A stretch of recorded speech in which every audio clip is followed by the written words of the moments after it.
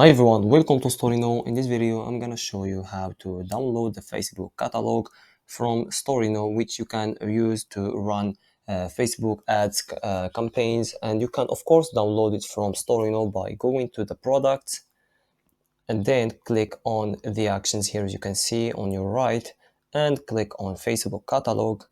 Then, as you can see, this page will show up, and you can, of course, edit the name of the file. As you can see here, you can, of course, delete this name and replace it with another one. And of course, you can choose the format of the file here. As you can see, we can choose one of these two formats and then click on export to download the file. Here, as you can see, it will be successfully downloaded in less than 5 seconds or 10 seconds. And you can, of course, go ahead and use it to run your Facebook ads campaigns. And of course, you can do this action here, as you can see, many times. Of course, if you added new products to your store, you can, of course, do the same steps and then download a new Facebook catalog file and do it as much as you want in Storeino. So that was only a brief video explaining how to download the Facebook catalog file.